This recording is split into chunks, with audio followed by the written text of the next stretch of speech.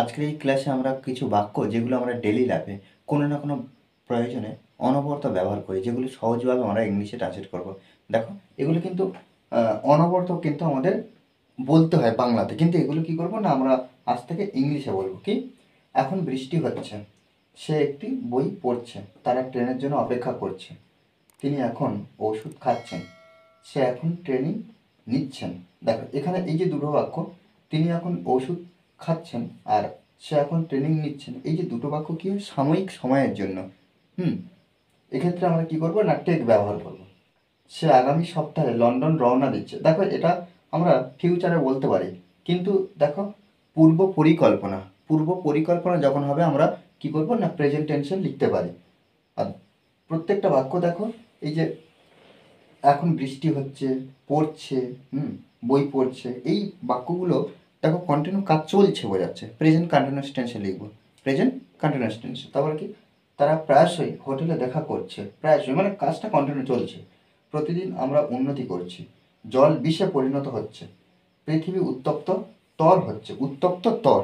দেখো, এই যে উত্তপ্ত তর, এই যে উত্তপ্ত তর, এর জন্য কিন্তু আলাদাভাবে আমাদেরকে সুন্দরভাবে ইংরেজি শব্দটা শিখতে হবে। দেখো, এখন বৃষ্টি হচ্ছে, এই যে এই বাক্যের কিন্তু কোনো সাবজেক্ট নেই, সেক্ষেত্রে কি করব না, আমরা ইট ব্যবহার করব। আর যেহেতু প্রেজেন্ট কন্টিনিউয়াস টেন্স, তখন কি হচ্ছে, আমরা গঠনটা আবার লিখতে পারি সাবজেক্ট প্লাস অ্যাম ইচ, আর এর মধ্যে যে কোনো একটা ব্যবহার করবো, তারপরে কি করব না, V1 এর সঙ্গে আইএনজি, তাহলে সাবজেক্ট, তারপরে অ্যামিজারের মধ্যে যে কোনো একটা ভার্বের সঙ্গে আইএনজি, তারপরে কি করব না, আদার্স ওয়ার্ড। আমরা অবজেক্ট লিখতে পারি, তারপরে অবজেক্ট বা আদার্স ওয়ার্ড যে কোনো একটা বিষয়। দেখো, এখন বৃষ্টি হচ্ছে, তাহলে এখানে লিখতে পারি ইট সাবজেক্ট হিসাবে, it is, it is raining, it is raining, it is raining কখন, এখন। এই যে নাও, এখন, এটা হলো অ্যাডভার্ব, এটা হলো অ্যাডভার্ব নাও। সে একটি বই পড়ছে, তাহলে এখানে দেখো সে, এখানে আমরা কি করতে পারি, হি ব্যবহার করতে পারি অথবা সি ব্যবহার করতে পারি। সি ইচ, সি বা he third person singular number, সেক্ষেত্রে আমরা কি করব না, ইজ ব্যবহার করব। ইজ ভার্বের সঙ্গে আইএনজি। দেখো, এই যে পড়ছে, প্রত্যেকবারে কিন্তু আমরা বাক্যের শেষে দেখো আমরা ভার্ব পেয়ে যাচ্ছি। দেখো, হি অর সি ইচ পড়ছে, রিড থেকে কি করব, রিডিং। তাহলে সি বা হি ইজ রিডিং, কি পড়ছে, একটি বই, এটা কিন্তু অবজেক্ট। আ বুক, আ বুক। তারা ট্রেনের জন্য অপেক্ষা করছে, এই যে দেখো, এই যে অপেক্ষা করছে, এটাই ভার্ব, এটা ভার্ব। কারা করছে, দেখো, আমরা যদি সাবজেক্ট যদি পাই না, যদি সমস্যা হয়, তখন কি করব না, সেই বাক্যটার মধ্যে যে ভার্বটা পাবো, সেই ভার্বের সঙ্গে কে বা কারা দিয়ে প্রশ্ন করব, কে বা কারা দিয়ে প্রশ্ন করব, উত্তরটাই হবে সাবজেক্ট। কারা অপেক্ষা করছে, তাহলে তারা, এটাই হলো সাবজেক্ট। তাহলে এখানে লিখতে পারি দে, আর দে বলতে তারা, সেহেতু এখানে আমরা আর বসাবো, দে আর, দে আর অপেক্ষা করছে, তাহলে ওয়েটিং, দে আর ওয়েটিং, তারা অপেক্ষা করছে ট্রেনের জন্য। ফর দ্য ট্রেন ব্যবহার করবো, ফর দ্য ট্রেন। ওকে, তিনি এখন ওষুধ খাচ্ছেন, তাহলে এখানে দেখো, এর জন্য কি করব, হি ইজ টেকিং, টেকিং। দেখো, এই যে সাময়িক সময়ের জন্য যখন ব্যবহার করব, দেখো ওষুধ খাচ্ছেন, এক্ষেত্রে আমরা কি করব না, টেকিং ব্যবহার করব। ওষুধ কিন্তু অনবরত বেশি সময় ধরে প্রচুর ওষুধ খাওয়া যায় না, সেক্ষেত্রে এখানে সাময়িক সময়ের জন্য আমরা টেকিং ব্যবহার করব। তাহলে হি ইজ টেকিং মেডিসিনস, তাহলে মেডিসিনস।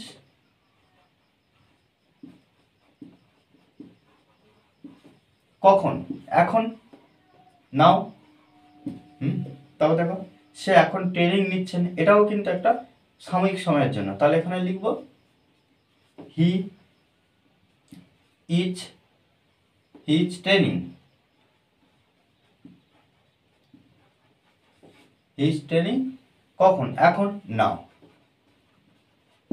ওকে, সে আগামী সপ্তাহে লন্ডন রওনা দিচ্ছে। দেখো এখানে এই যে আগামী সপ্তাহে লন্ডন রওনা দিচ্ছে, এটা কিন্তু নিকট ভবিষ্যৎ, কিন্তু পূর্ব পরিকল্পনা।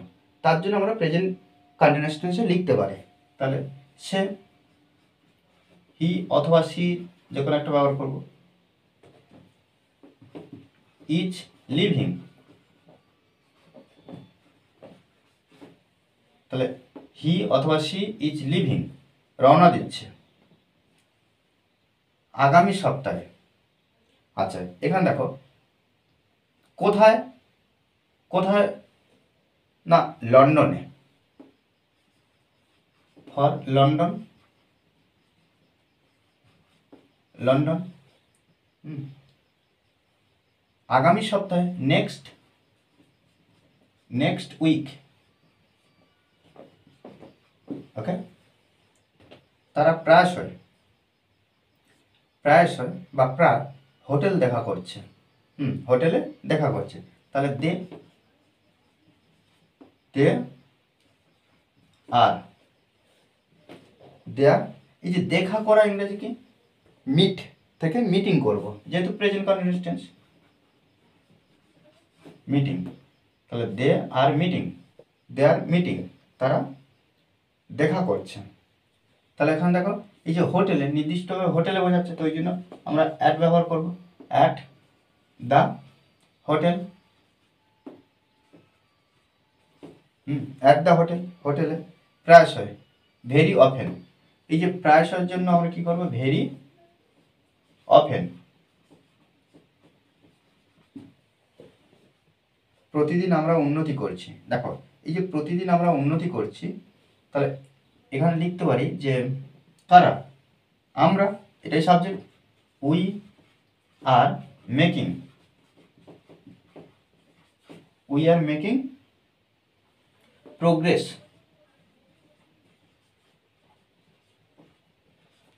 Progress, we are making progress, প্রতিদিন, এভরিডে। ওকে, এভরিডে। জল বিষে পরিণত হচ্ছে, তাহলে সাবজেক্ট কোনটা, জল, এই যে পরিণত হচ্ছে, এটাই ভার্ব। তাহলে water, water is turning,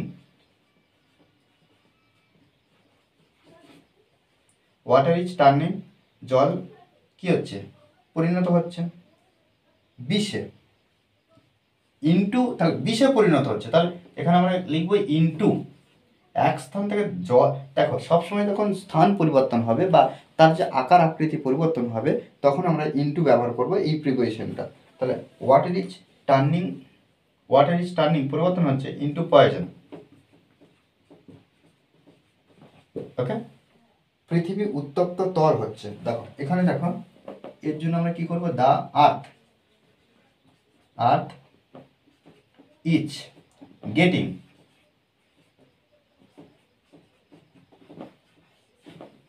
getting, এই যে উত্তপ্ত তল, ওয়ার্ম, ওয়ার্ম মানে কি, উষ্ণ, তাহলে ওয়ার্মার, ইয়ার যুক্ত করব কম্পারেটিভ ডিগ্রিতে।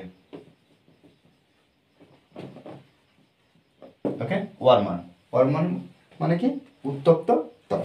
দেখো এইভাবে যদি আমরা ডেইলি লাইফে যে বাক্যগুলো আমরা যদি ট্রান্সলেট করি, আমরা প্র্যাকটিস করি, তবে ইংলিশে ইমপ্রুভ করতে পারবো। ওকে, আর এই ক্লাসটি যদি ভালো লাগে অবশ্যই লাইক কমেন্ট শেয়ার, আর যারা এখনো পর্যন্ত এই চ্যানেলটি সাবস্ক্রাইব করেননি তারা অবশ্যই চ্যানেলটি সাবস্ক্রাইব করে পাশে থাকবেন। Okay, thanks for watching this video.